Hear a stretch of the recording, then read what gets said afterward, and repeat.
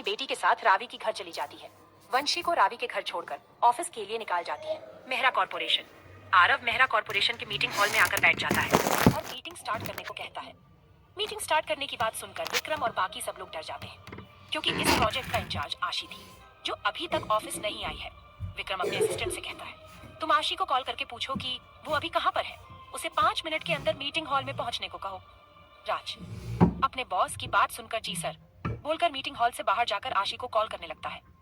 1-2 ring जाने के बाद जब आशी कॉल उठाती है तो राज उससे पूछता है, आशी आप कहाँ हैं? राज सर का सवाल सुनकर आशी पूछती है, क्या हुआ सर? उसकी सवाल सुनकर राज कहता है, आशी इन्वेस्टर ऑलरेडी ऑफिस आकर मीटिंग रूम में बैठकर मीटिंग शुरू करने को कह रहे हैं। विक्रम सर ने मुझे आपको कॉल करके ये पूछने को कहा है, आपको आने में और कितनी देर लगेगा? प्लीज आप जल्दी ऑफिस आ जाइए। राज सर के पूछने पर आशी उनसे कहती है, सर मैं अभी थोड़ी देर में आ जाऊंगी, तब तक के लिए आप कैसे भी करके इन्वेस्टर को हैंडल कीजिएगा। राज उसकी बात सुनकर कहता है, मैं कोशिश करूंगा, मगर प्लीज आप जल्दी आ जाइए। आशी जी सर कहकर फोन कट करती है। मीटिंग हॉल में आरव विक्रम से पूछता है, क्या हुआ मिस्टर विक्रम? मैंने आपसे कहा कि मीटिंग स्टार्ट कीजिएगा, तो आपने अभी तक मीटिंग स्टार्ट क्यों नहीं की? आरव के पूछने पर विक्रम कहता है, मिस्टर शेट्टी बस 5 मिनट दीजिएगा, इस प्रोजेक्ट का इंचार्ज थोड़ी ही देर में प्रेजेंटेशन स्टार्ट करेगी। विक्रम की बात पर आरव नाराज होकर कहता है, मेरे पास इतना टाइम नहीं है, मेरा एक मिनट बहुत कीमती है। आपको लगता है मैं यहाँ बैठकर टाइम वेस्ट करूंगा? कहाँ है वो प्रोजेक्ट इंचार्ज? उसे जल्दी यहाँ बुलाए, नहीं तो भूल जाएगा कि मैं इस प्रोजेक्ट में इन्वेस्ट भी करूंगा करके समझे। आपके पास सिर्फ 1 मिनट है ये सोचने के लिए प्रेजेंटेशन स्टार्ट करना है कि नहीं। आरव की बात सुनकर विक्रम राज से पूछता है, तुमने आशी को कॉल किया, वो कहाँ है, कब तक आएगी? राज अपने बॉस का सवाल सुनकर कहता है, सर वो अभी आती ही होगी, तब तक हमें कैसे भी करके मिस्टर शेट्टी को रोकना होगा। विक्रम राज की बात सुनकर परेशान हो जाता है, उसके साथ बैठा बाकी सब लोग भी। कनक अपना मोबाइल निकलकर आशी को मैसेज करने लगती है, Ashi come fast, where are you? Aarav गुस्सा होकर गुस्सा कहता है, आपको मीटिंग स्टार्ट करना ही नहीं था तो मुझे यहाँ बुलाकर मेरे टाइम वेस्ट करने की क्या जरूरत थी? मिस्टर विक्रम अपने ही मेरे असिस्टेंट को कॉल करके कहा था कि आपको मुझसे बात करने का है। अब जब मैं यहाँ आ गया हूँ तो आप मुझे प्रेजेंटेशन दिखाने के बजाय मेरा समय बर्बाद कर रहे हैं। अगर आप मुझे प्रेजेंटेशन नहीं दिखाएंगे तो मैं आपसे बात कैसे करूँ? उस वक्त रोहिणी कनक से धीरे से कहती है, देख लिए तुमने, तुम्हारी उस सो कोल्ड दोस्त आशी की वजह से सब कितना परेशान हो रहे हैं, मगर उस लड़की का तो अभी तक कोई अता पता ही नहीं है। वो लड़की अपने आप को समझती क्या है? क्या वो अपने आप को मिस्टर शेट्टी से भी बड़ी समझती है, जो इतना बड़े आदमी उसका वेट करे? उसकी बकवास सुनकर कनक उससे कहती है, तुम यहाँ मेरे साथ फालतू के बकवास करने से अच्छा जाकर विक्रम सर से क्यों नहीं कहती हो तुम वो प्रेजेंटेशन तुम दोगी? वैसे भी तुम्हारे लिए एक अच्छा मौका है मिस्टर शेट्टी को इम्प्रेस करने का। क्या कहती हो?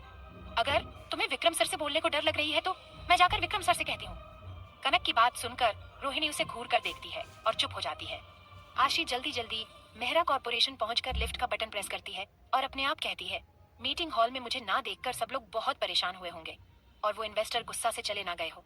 ऐसे सोचते हुए ऊपर भगवान को देखकर कहती है, ओह गॉड प्लीज हेल्प मी। हम सब ने इस प्रोजेक्ट के लिए बहुत मेहनत किया है, कैसे भी करके आज क्लाइंट हमारी इस प्रोजेक्ट से खुश हो जाए और इन्वेस्ट करने के लिए मान जाए। आशी ये सब सोच ही रही थी कि लिफ्ट का दरवाजा ओपन होता है तो आशी लिफ्ट के अंदर जाती है और तीसरे मंजिल का बटन दबाती है। थोड़ी देर के बाद लिफ्ट जाकर तीसरे मंजिल में जाकर है तो रुकता है तो आशी लिफ्ट से बाहर आकर जल्दी जल्दी मीटिंग हॉल में चली जाती है।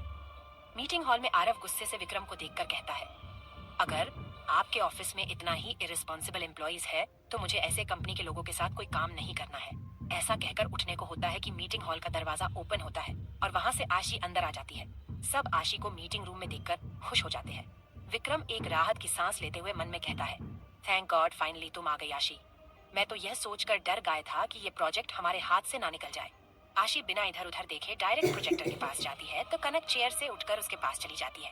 ये देखकर आशी उसे अपने पर्स से पेन ड्राइव निकाल कर देती है। कनक आशी से वो पेन ड्राइव लेकर प्रोजेक्टर पर लगाकर ऑन करती है। प्रोजेक्टर ऑन होते ही उस मीटिंग रूम का सारे लाइट बंद करते हैं, जिससे आशी आरव को देख नहीं पाती है। आशी पहले तो सबसे सॉरी कहती है और प्रोजेक्ट को एक्सप्लेन करने लगती है। वही हॉल के दूसरी साइड में बैठा आरव जब आशी को देखता है तो पहले शॉक हो जाता है और उसके आंखों में एक अलग ही इमोशंस दिखाई देने लगता है।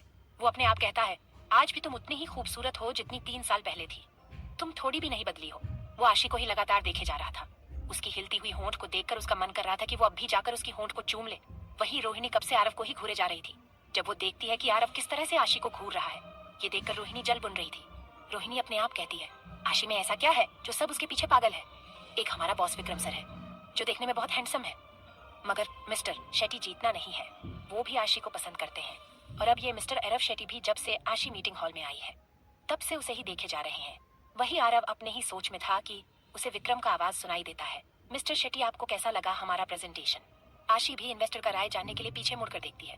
जो इस वक्त लाइट की रोशनी में आरव का चेहरा साफ साफ नजर आ रहा था। आशी आरव को देखकर सुन पड़ जाती है। उसे 3 साल पहले का हादसा याद आने लगती है। वो याद आते ही आशी आरव को देखकर घबराने लगती है। वो अपनी घबराहट को छुपाने को बहुत कोशिश करती है, मगर कर नहीं पा रही थी। आरव कब से आशी को ही देखे जा रहा था और उसके चेहरे पे बदल रही भाव को ही नोटिस कर रहा था। आरव जब आशी को उसे देखकर घबराते हुए देखकर अच्छा नहीं लग रहा था। आरव को देखकर आशी को 3 साल पहले उसने जो कुछ भी उसके साथ किया था, वो सब उसे एक फिल्म की तरह सामने आने लगती है और वो वहीं पर बेहोश होकर गिर जाती है। आशी को अचानक से बेहोश होकर गिरता हुआ देखकर सब शॉक हो जाते हैं। सब उसके पास जाकर उसे उठाने की कोशिश करते हैं। कनक तो आशी को ऐसे बेहोश होते हुआ देखकर रोने लगती है और जोर जोर से चिल्लाकर आशी को बुलाने लगती है। आशी, उठ जा, तुझे हुआ क्या है?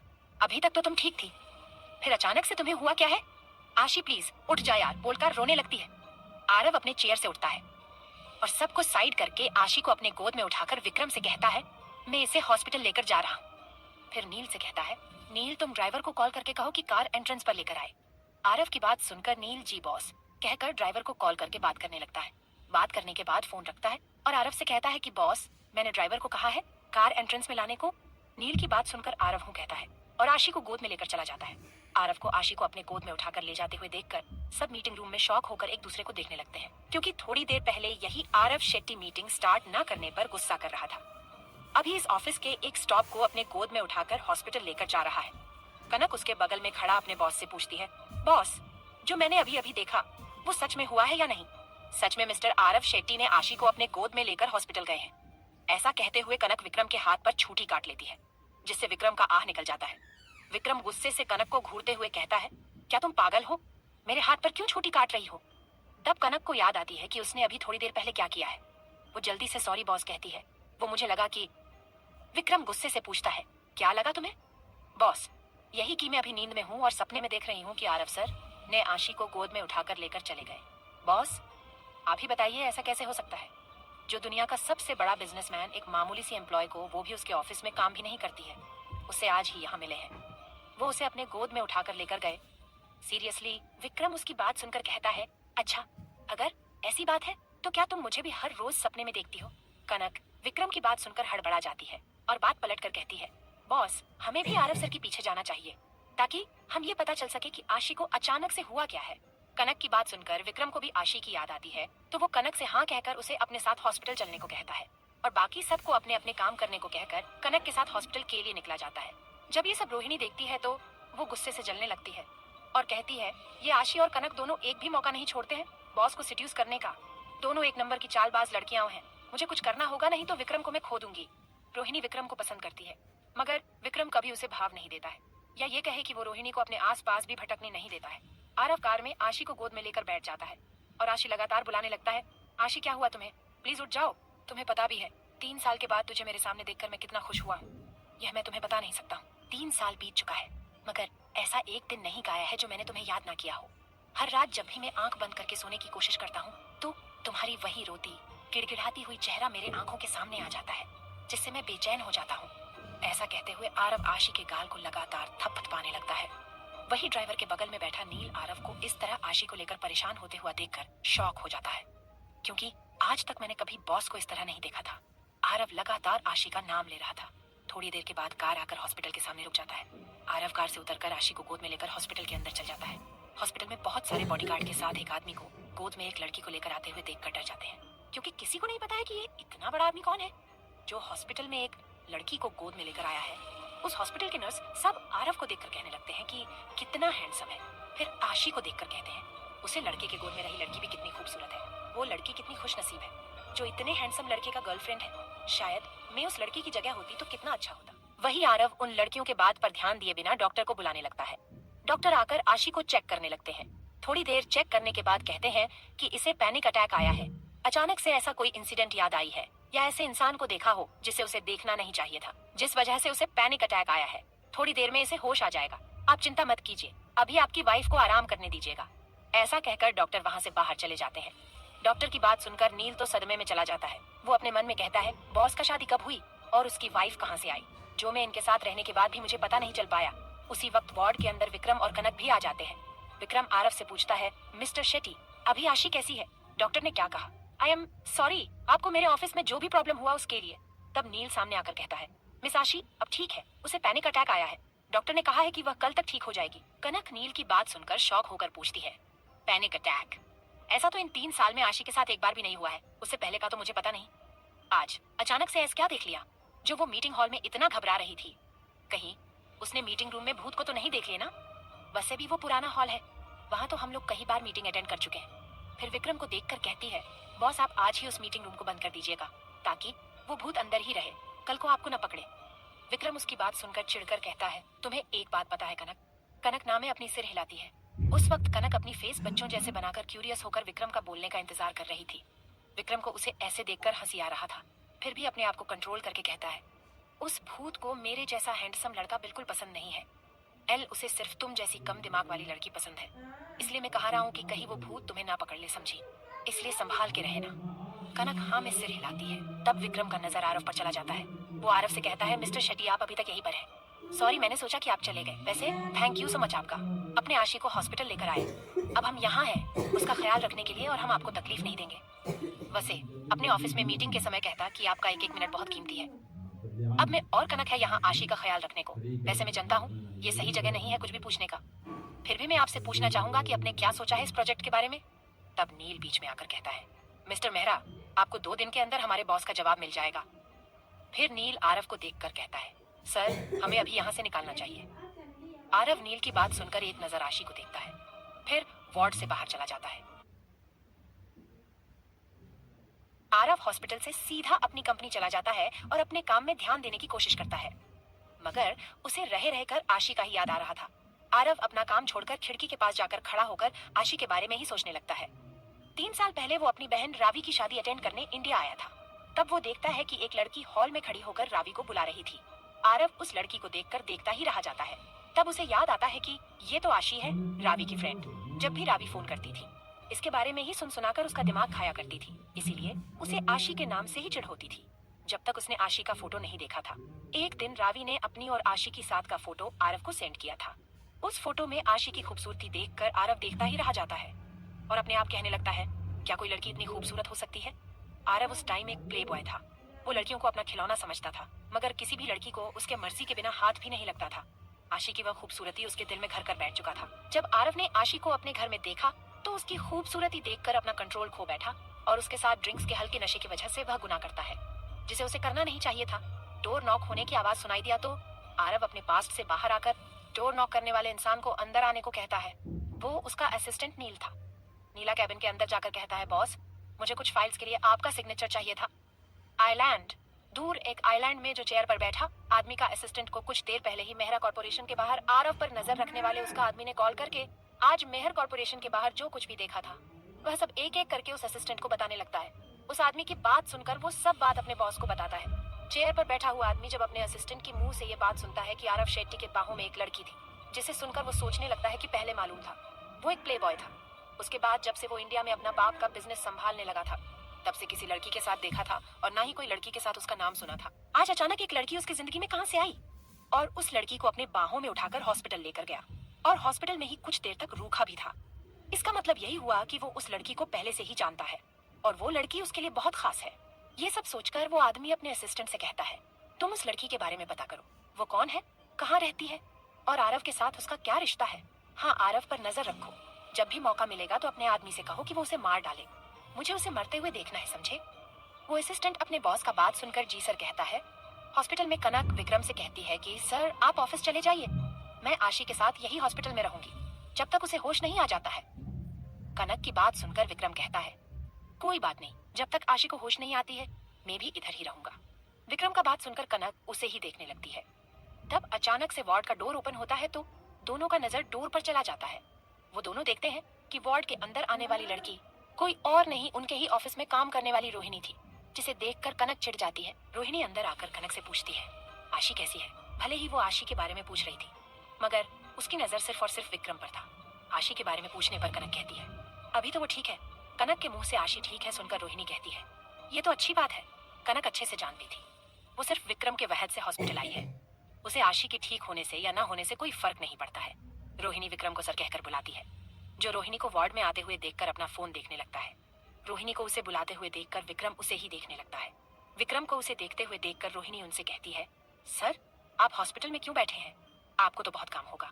आप वापस ऑफिस चलिए मेरे साथ। यहाँ कनक है आशी के साथ। अगर यहाँ कुछ भी प्रॉब्लम हुआ तो कनक हमें कॉल करेगी। क्यों कनक करेगी ना, अगर कोई प्रॉब्लम हुआ तो। अभी के लिए हम ऑफिस चलते हैं, कल साथ में आ जाएंगे आशी को देखने के लिए। रोहिणी की बात सुनकर विक्रम उसे मना करते हुए कहता है, तुम आशी को देखने आई हो, तेरा आशी को देखकर हो गया तो तुम यहाँ से जा सकती हो। विक्रम ये सब रूड टोन में कहता है, हाँ और एक बात रोहिणी, मुझे तुमसे यह जानने की जरूरत नहीं है कि मैं यहाँ रहूँ या नहीं। तुम आशी को देखने आई हो, ना कि मुझे लेने। अगर मुझे ऑफिस जाना है तो मैं अपने आप चला जाऊंगा, मुझे कोई कहने की जरूरत नहीं है। विक्रम को उसके साथ रूड टोन में बातें करते हुए देखकर रोहिणी को बहुत गुस्सा आती है। फिर भी वो मुस्कुराकर कहती है, सर मेरे कहने का वो मतलब नहीं था, मैं तो बस ऐसे ही कहा रही थी। अगर आपको मेरे बात से बुरा लगा तो आई एम सॉरी सर। अब मैं चलती हूँ सर, मुझे ऑफिस में बहुत काम है। रोहिणी की बात सुनकर कनक अपने आप कहती है, हाँ हाँ क्यों नहीं, जाओ जाओ चुड़ैल की अम्मा, तुम्हें किसी ने नहीं बुलाया है यहाँ आओ करके। वो तुम ही हो, हर जगह नाक घुसने आ जाती हो। कभी कभी मैं सोचती हूँ कि जिस तरह से लक्ष्मण जी ने शूर्पणखा की नाक काटा है, ऐसे ही मैं तुम्हारी नाक काट लूं, ताकि तुम हर जगह अपनी नाक गुस्साना बंद कर सके।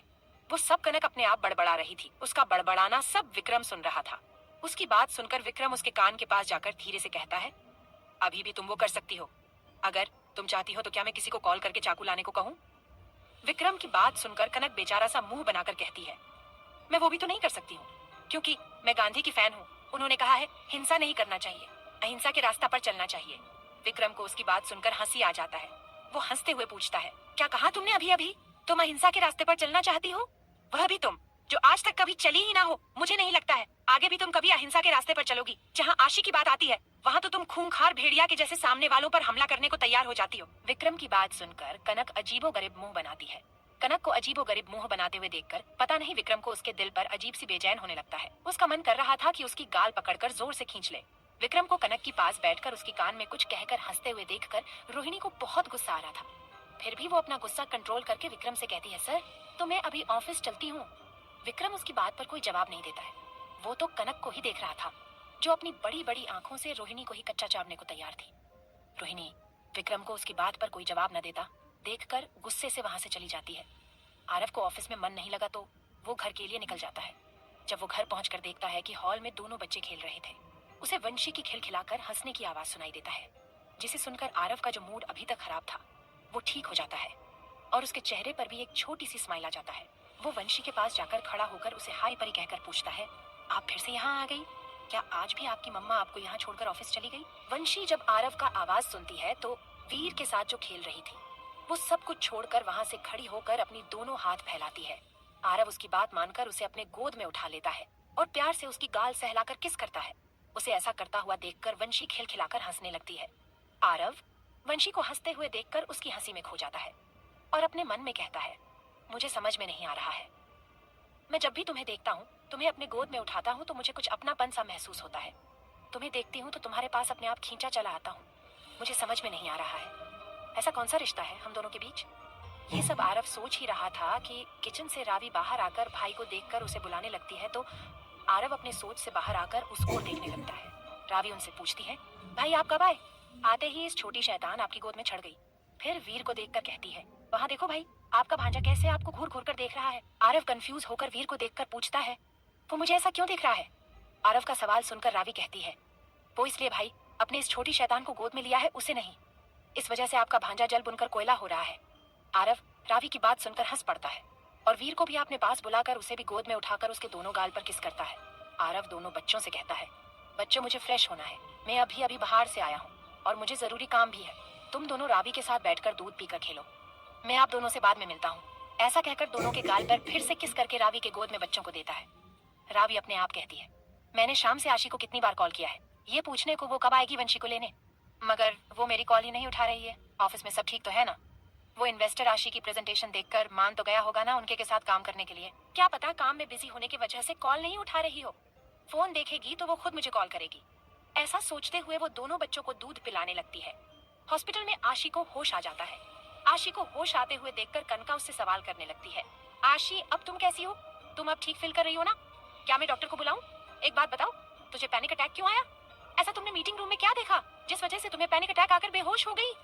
उसे इतनी सारी सवाल पूछता देखकर विक्रम कनक से कहता है, तुम तो फोन की तरह एक साथ इतने सारे सवाल पूछोगी तो वो कैसे आंसर देगी, बोलो?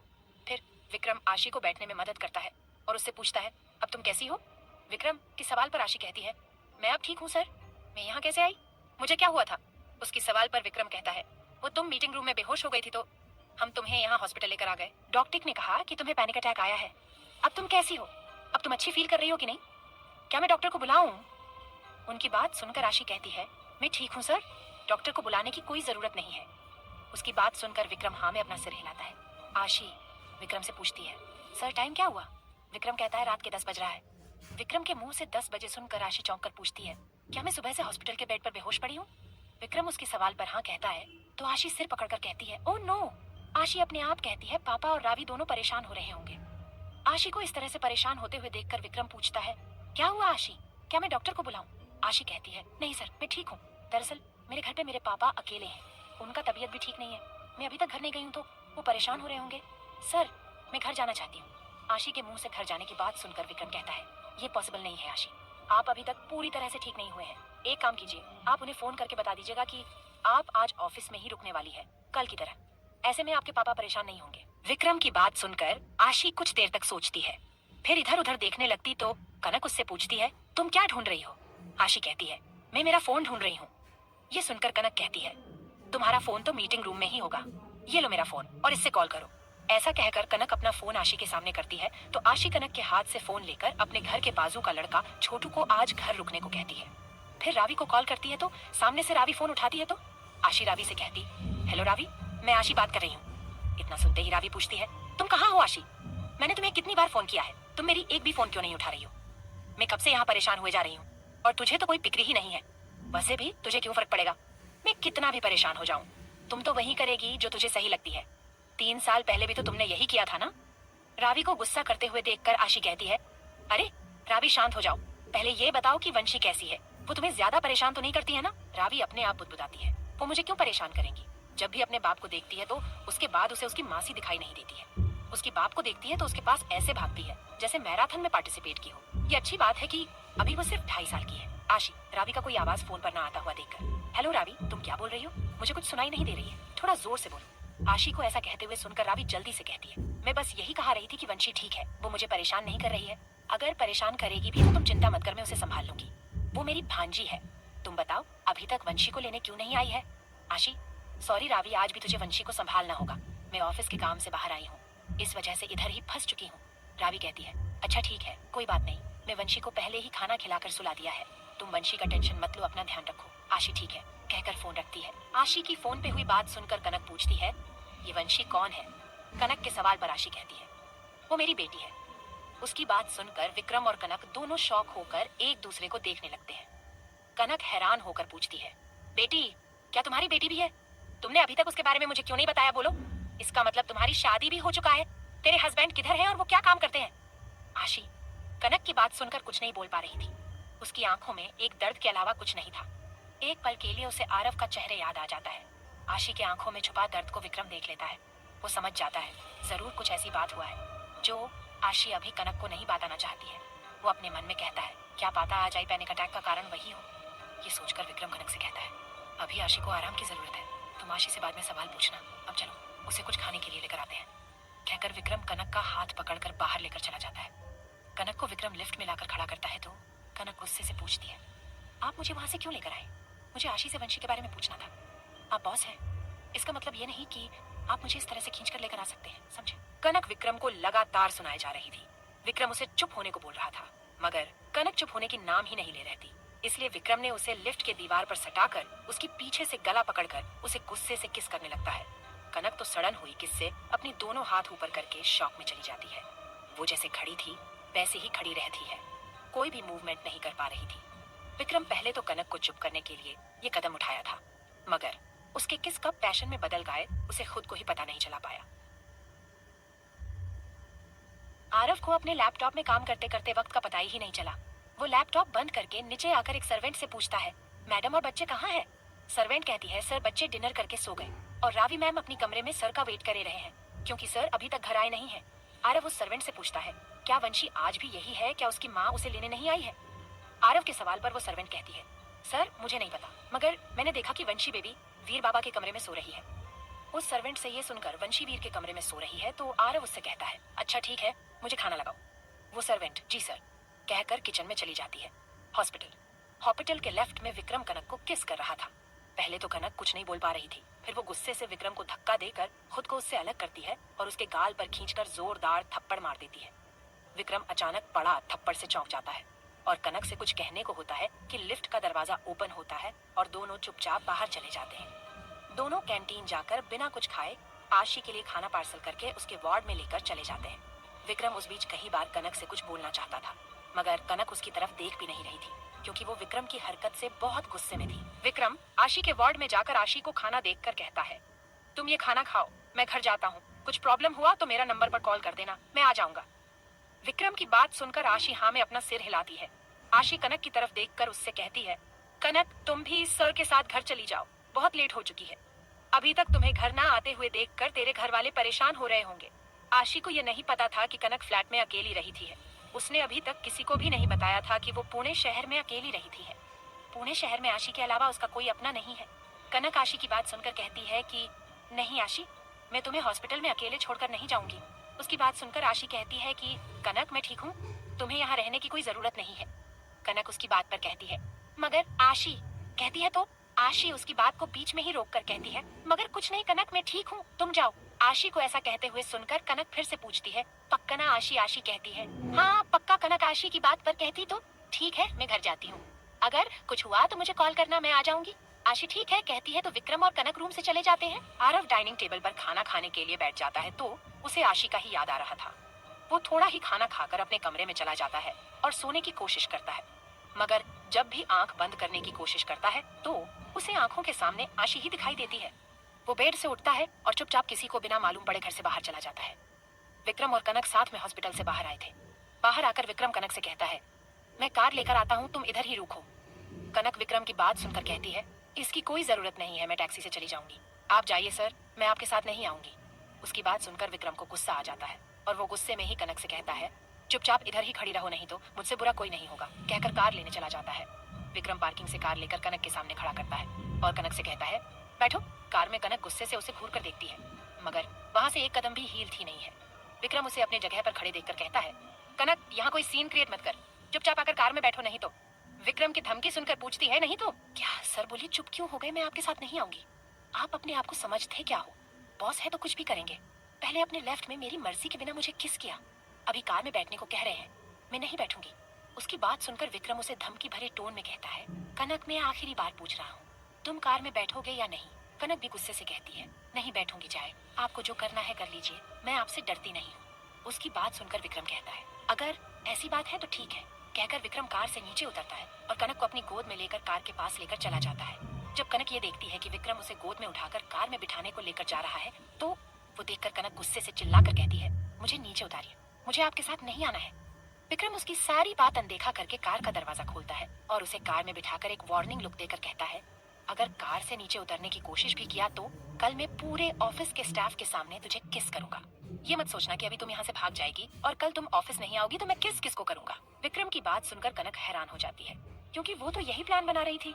वो यही सब सोच ही रही थी कि विक्रम ड्राइवर सीट में आकर बैठ जाता है और कार स्टार्ट करके हॉस्पिटल से बाहर लेकर चला जाता है। उसी वक्त वहाँ एक कार आकर रुक जाता है। उसमें से एक हैंडसम सा लड़का बाहर आता है और हॉस्पिटल के अंदर चला जाता है।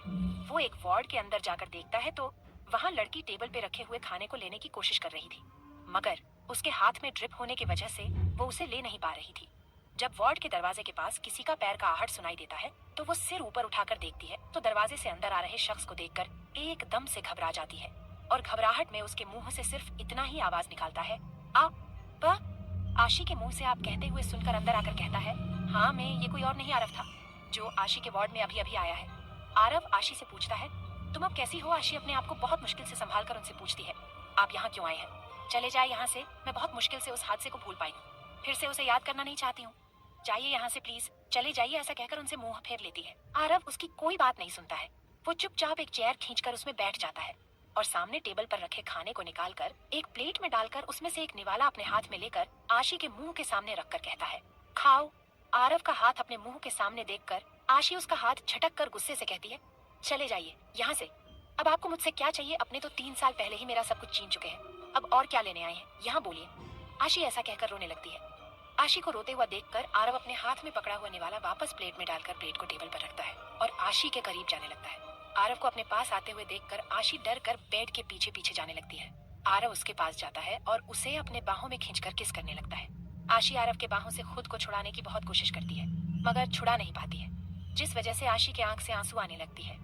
आरव को जब ये महसूस होता कि आशी रो रही है तो वो उसे किस करना छोड़कर उसकी माथे पर अपना सिर रखकर कहता है, हाँ तुमने सही कहा है, मैं तुझसे कुछ लेने ही आया हूँ। आरव की बात सुनकर एक पल के लिए आशी डर जाती है। वो ये सोचने लगती है कि कहीं आरव को वंशी के बारे में पता तो नहीं चल गया, वो मुझसे वंशी को छीनने तो नहीं आए हैं। नहीं, ऐसा नहीं हो सकता, मैं वंशी को मुझसे किसी को छीनने नहीं दूंगी। वंशी सिर्फ मेरी बेटी है, उससे इनका कोई रिश्ता नहीं है। तब उसे आरव का आवाज सुनाई देता है कि वो कहा रहा था कि मैं इस बार तुम्हें लेकर जाऊंगा। मुझे नहीं पता था, मैं जिस मीटिंग के लिए पुणे आया हूँ, यहाँ मेरा मुलाकात फिर से तुमसे होगा। तुम्हें 3 साल के बाद मेरे सामने देखकर मेरे दिल को कितना सुकून मिला रहा है वो मैं ही जानता हूँ। मैं ये भी जानता हूँ मैंने जो कुछ भी तेरे साथ किया था वो गलत था, या ये कहूँ कि गुनाह था। मुझे तुम्हारी मर्जी के बिना ऐसा नहीं करना चाहिए था। मैं कहीं लड़कियों के साथ हुकअप किया था, वो सब अपने आप मेरे पास आए थे। जब मैं तुम्हें मेरे घर में मेरी आंखों के सामने देखा तो तुम्हारी खूबसूरती और हल्के नशे की वजह से मैं अपने आप को कंट्रोल नहीं कर पाया और वो सब कर बैठा। उस दिन के बाद मुझे हर रात तुम्हारी वही रोती हुआ चेहरा मेरे आंख के सामने आ जाता है और मुझे बेचैनी कर देता था। मैंने कई बार सोचा कि मैं तुम्हें ढूंढ कर तुमसे माफी मांगू, मगर हिम्मत ही नहीं कर पाया। ये भी सच है कि उस दिन के बाद आज तक मैं किसी भी लड़की के पास नहीं गया हूँ, क्योंकि उस दिन तुम जाते हुए मेरी सुख चैन सब कुछ अपने साथ लेकर चली गई थी। 3 साल के बाद आज वो मुझे तुम्हारी बाहों में मिल रहा है। मैं उसे खोना नहीं चाहता हूँ। तुम मुझे मेरी जिंदगी में चाहिए आशी, वो भी हमेशा हमेशा के लिए।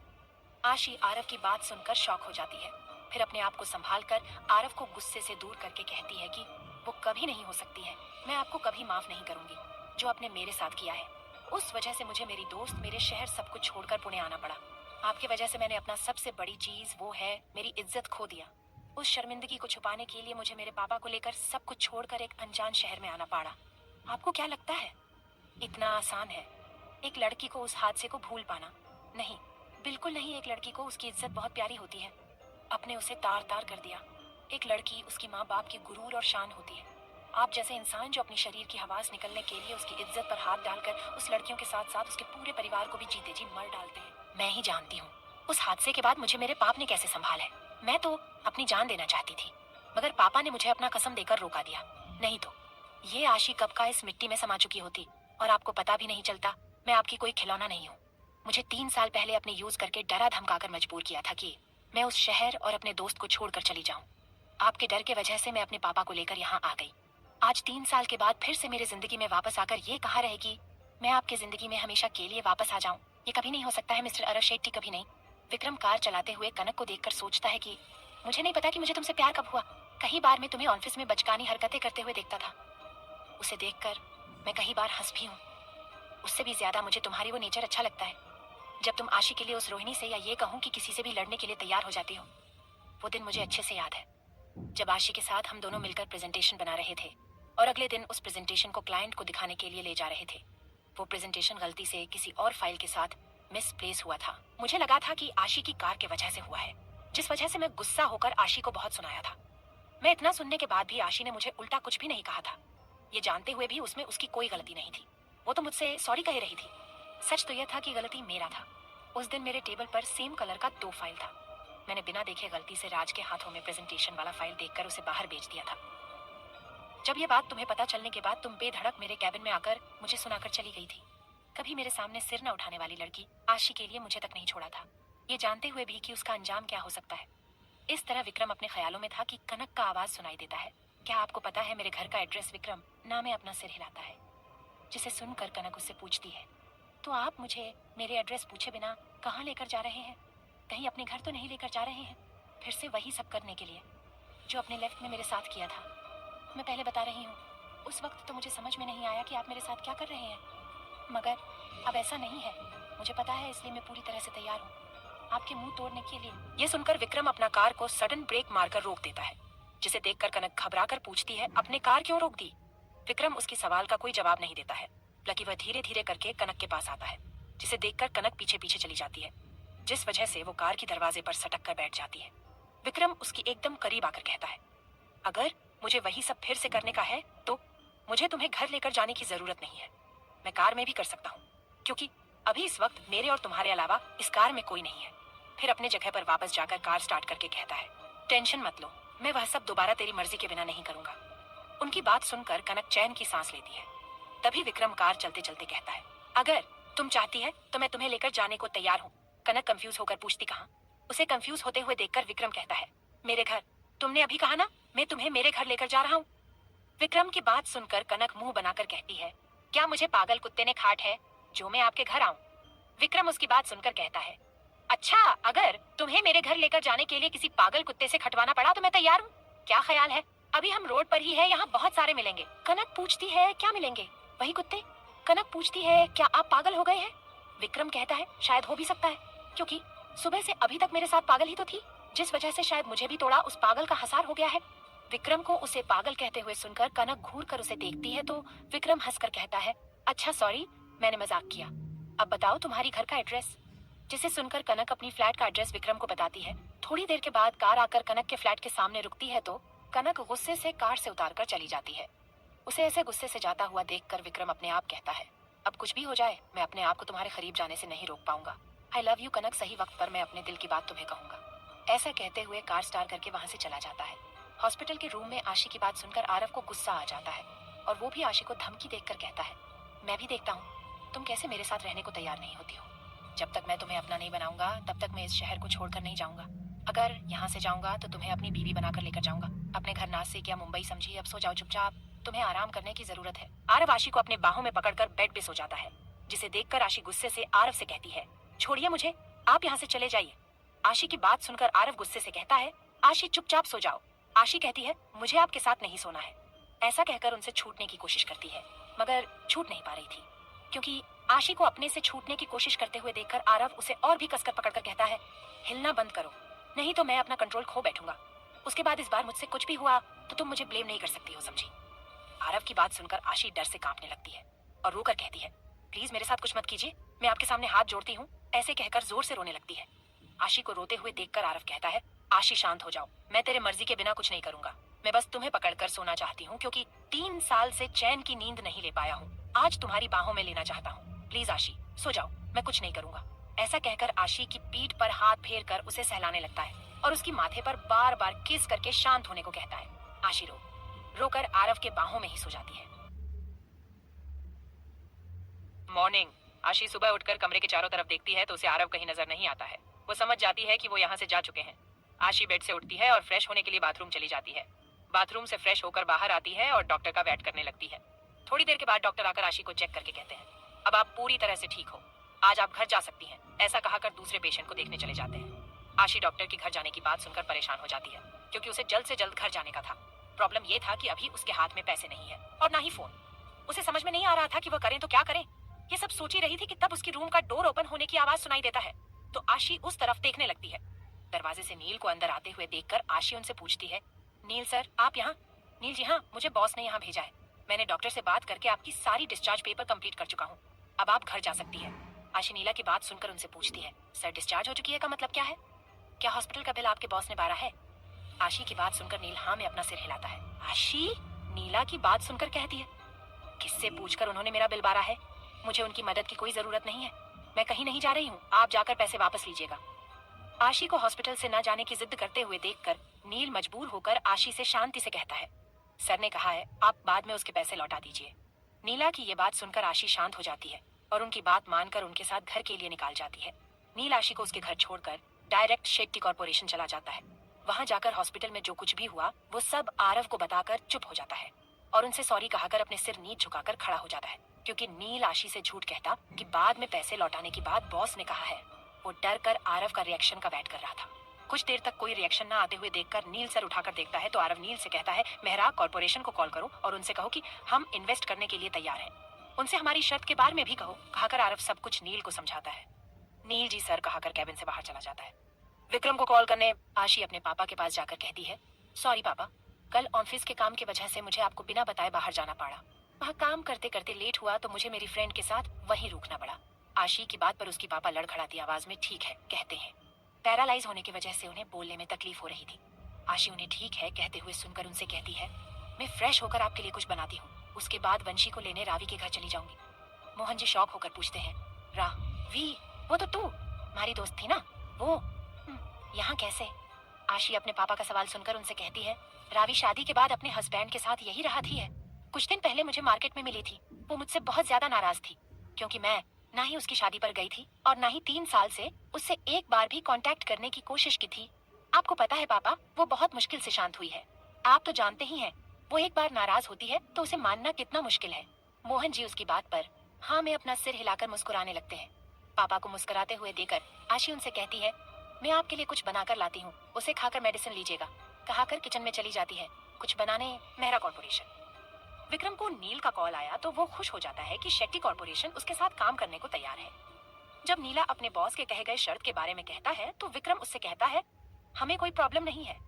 वैसे वो इस प्रोजेक्ट पर इन्वेस्ट कर रहे हैं, उनकी बात मानना मेरा फर्ज है। फिर भी मैं एक बार इस प्रोजेक्ट पे काम करने वालों से पूछता हूँ, उनका क्या राय है। आज तो आशी ऑफिस नहीं आई है, आप उसकी हेल्थ के बारे में जानते ही हैं। वो कल तक ठीक होकर ऑफिस आ जाएगी तो मैं उससे बात करके आपको कॉल करूंगा। नील विक्रम के सारी बात सुनकर ठीक है कहाकर फोन रखता है और कैबिन के अंदर आकर आरव को सारी बात बताता। आरव नील की बात सुनकर सिर्फ हूँ कहकर अपने मन में कहता है, मुझे पता है विक्रम इस ऑफर को जाने नहीं देगा और आशी तुम भी अपने ऑफिस के लोगों को तुम्हारे वजह से सफर करने नहीं दोगी। सो मिस आशी शर्म, बहुत जल्दी हमारा फिर से मुलाकात होगा। अब जब तुम मेरे आस पास रहोगी तो मैं तुम्हें मना ही लूंगा, कहाकर अपने आप स्माइल करने लगता है। अपने बॉस को इस तरह स्माइल करता देखकर नील अपने आप बुदबुदाने लगता है। कल से सर अजीबोगरीब बिहेव करने लगे हैं। पहले तो मेहरा कॉर्पोरेशन से मिस आशी को उठाकर हॉस्पिटल लेकर जाना और दूसरा उसके लिए परेशान होना। जब से बॉस इंडिया आए हैं 30 साल से अपने आसपास एक लड़की को भी भटकने नहीं देते थे। मगर आशी के प्रति बॉस का इतनी झुकाव क्यों है? क्या बॉस आशी को पहले से जानते हैं या उसे पसंद करने लगे हैं? कहीं बॉस को आशी से प्यार तो नहीं हुआ ना? जब नील के दिमाग में ये ख्याल आते ही उसका बॉस आशी को पसंद करते हैं, ये सोचते ही वह हैरान होकर अपने बॉस को देखने लगता है और अपने आप कहता है, क्या सच में इस खूंखार वीडियो को आशी जैसी मासूम लड़की से प्यार हुआ है? सच में क्या यह इंसान किसी को पसंद भी कर सकता है?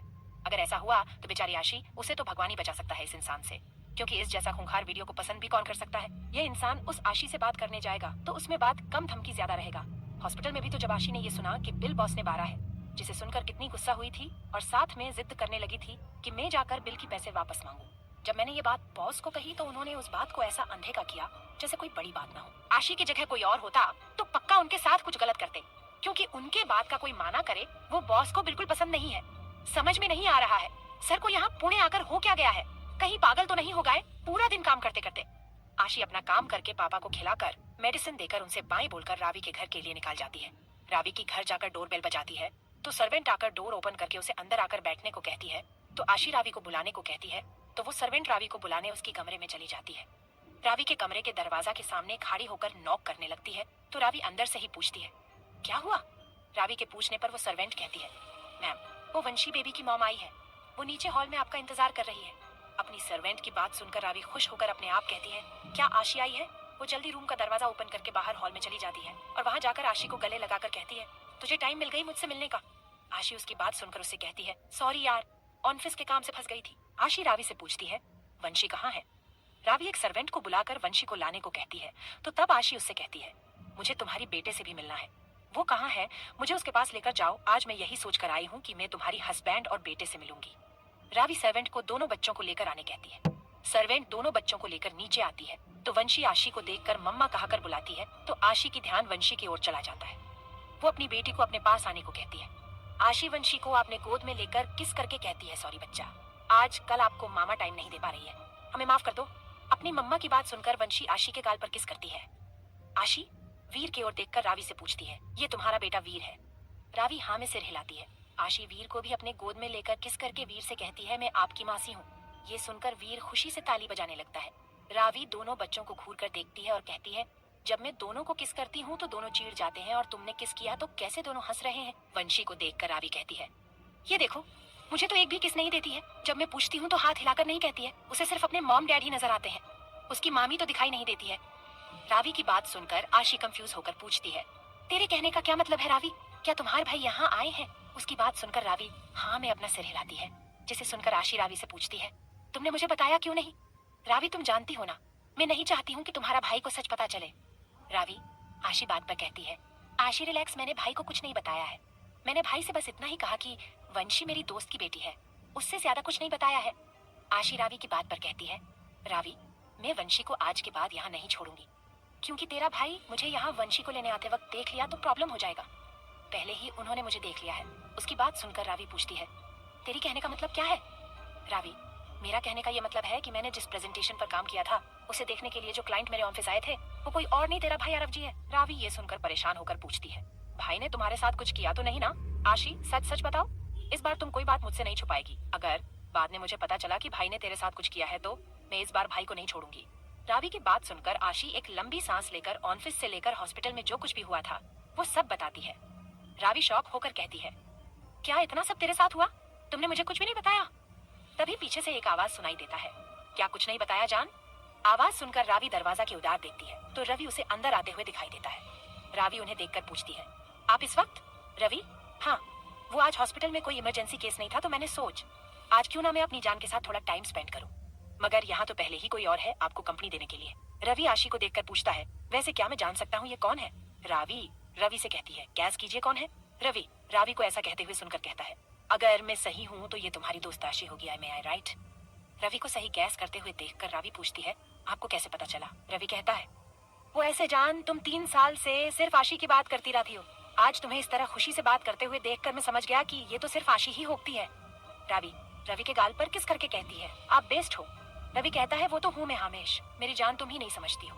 आशी दोनों को लवली डोली करते हुए देखकर रावी से कहती है, वो मैडम मैं भी इधर हूँ, तुम्हें शर्म नहीं आती है अपनी दोस्त के सामने इस तरह हरकत करते वक्त? रावी मुंह बनाकर कहती है, शर्म किस बात का? वैसे भी मैंने अपने पति को किस किया है, किस और के पति को नहीं। वैसे भी मैं तो हूँ ही बेशर्म, बोलो तुम क्या करोगी? आशी ना में अपना सिर हिलाती है। तभी रवि आशी के पास आकर उससे हाय कहा कर कहता है, मेरा इंट्रोडक्शन देने की जरूरत नहीं है, क्योंकि आपकी दोस्त ने जो हरकत की है उससे तो आपको पता चल ही चुका होगा मैं कौन हूँ। फिर भी मैं अपना इंट्रोडक्शन देता हूँ, मैं हूँ आपकी दोस्त की only 1 and 1 husband Ravi Shetty, और मैं एक चाइल्ड स्पेशलिस्ट हूँ। मेरा यही पुणे में लाइफ केयर हॉस्पिटल है। आशी रवि के मुंह से अपना इंट्रोडक्शन सुनकर उन्हें, हाय जीजू, कैसे हैं? रवि कहता है, मैं तो ठीक हूँ, तुम बताओ तुम कैसी हो? आशी भी कहती है, मैं भी ठीक हूँ। वैसे आशी तुम्हारी बेटी बहुत प्यारी है, जब से वंशी यहाँ आई है मेरा बेटा जल बुनकर राख हो रहा है, क्योंकि आजकल उसकी मॉम का और मामा का प्यार जो बढ़ रहा है। क्यों वीर, मैंने सही कहना? अब तुम चिंता मत करो, तुम्हें भी वंशी की तरह मासी का प्यार मिलेगा। वीर को समझ तो कुछ नहीं आया है, मगर अपने डैड को देखकर खुश हो जाता है। आशी अपने हाथ में पहनी हुई घड़ी से टाइम देकर कहती है, बहुत देर हो चुकी है, मैं घर चलती हूँ, मैं तुम दोनों लव बर्डर्स को डिस्टर्ब नहीं करूंगी। रावी आशी के मुंह से जाने की बात सुनकर कहती है, रुकना आशी, तुम कहीं नहीं जा सकती हो। आशी कहती है, नहीं रावी, ऑलरेडी बहुत देर हो चुकी है, पापा घर पर मेरा इंतजार कर रहे हैं। रावी आशी के मुंह से अंकल की बात सुनकर उससे पूछती है, अंकल कैसे हैं? आशी उदास होकर कहती है, 1 साल पहले वो पैरालाइज हुए हैं, अभी बेड पर है। रावी उसकी बात सुनकर अपसेट हो जाती है। फिर आशी से पूछती है, क्या तुमने अंकल की ट्रीटमेंट नहीं किया? आशी कहती है, जितना बना पाया उतना तो मैंने किया, फिर भी इतना खास फर्क नहीं पड़ा है, थोड़ा थोड़ा तो बात करते हैं, मगर कभी कभी क्लियर समझ में नहीं आती है वो क्या बोलने की कोशिश कर रहे हैं। रवि उसकी बात सुनकर कहता है, कल मैं एम्बुलेंस भेज रहा हूँ, तुम अंकल को मेरे हॉस्पिटल में एडमिट करो, वहाँ उनका बेस्ट ट्रीटमेंट होगा। आशी रवि की बात सुनकर हिचकिचाते हुए कहती है, मगर आपका हॉस्पिटल पुणे में सबसे बेस्ट हॉस्पिटल में से एक है, ऐसे में उसका फीस भी बहुत महंगा होगा, मैं उतना एफर्ट नहीं कर सकती हूँ।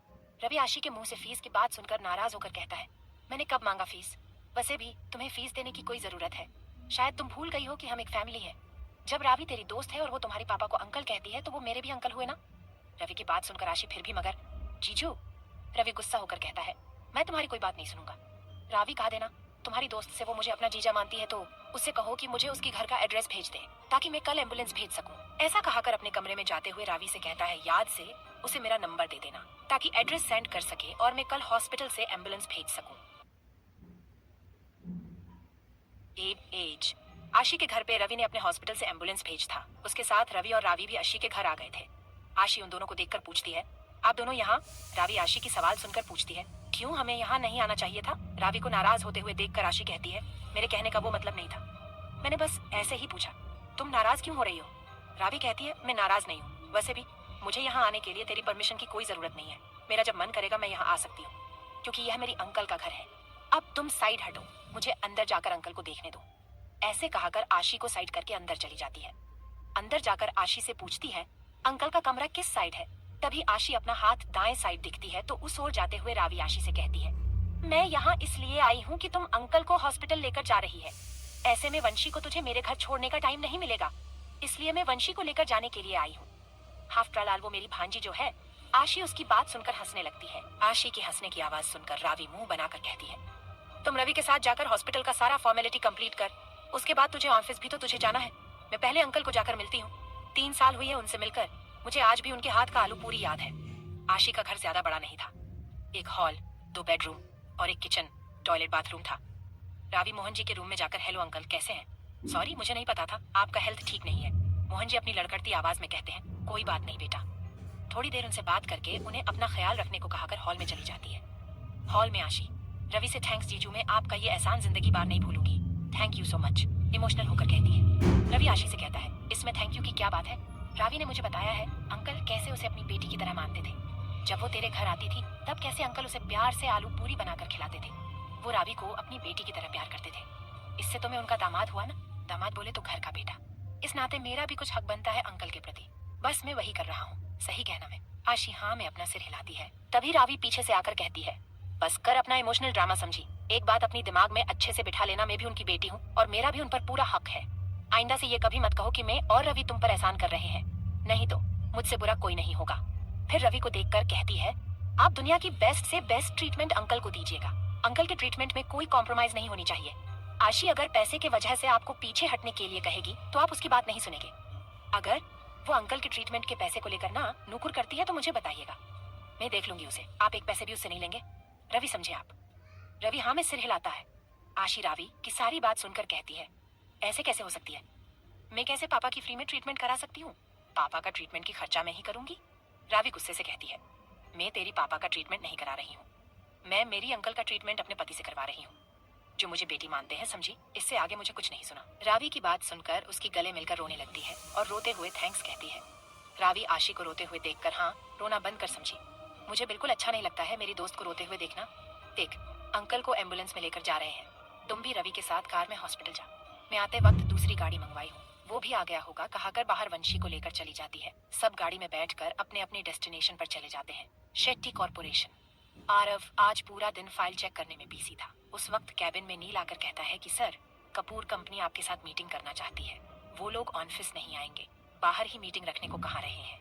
संडे आप फ्री रहेंगे तो क्या मैं अमनोर मॉल में आपका मीटिंग फिक्स करूं? नीला की बात सुनकर आरव सिर्फ हूँ कहता है। मेहरा कॉर्पोरेशन। आशी हॉस्पिटल में सारा फॉर्मेलिटी कंप्लीट करके मेहरा कॉर्पोरेशन पहुंचती है तो उसे पता चलता है कि विक्रम ने सबको मीटिंग रूम में बुलाया है, तो वह मीटिंग रूम में चली जाती है। विक्रम सबको मीटिंग रूम में बुलाकर सबसे कहता है, मैं आप लोगों को एक खुशखबरी देने चाहता हूँ, मिस्टर आरव शेट्टी ने हमारे प्रोजेक्ट पर इन्वेस्ट करने के लिए मान गए। सब ये बात सुनकर खुश हो जाते हैं, एक दूसरे को कांग्रेस देने लगते तो विक्रम सबको रोककर कहता है, 1 मिनट, मेरी बात अभी तक पूरी नहीं हुई है। वो लोग इन्वेस्ट करने को तो मान गए, मगर उनका एक शर्त है। जिसे सुनकर कनक पूछता है, कैसी शर्त है सर?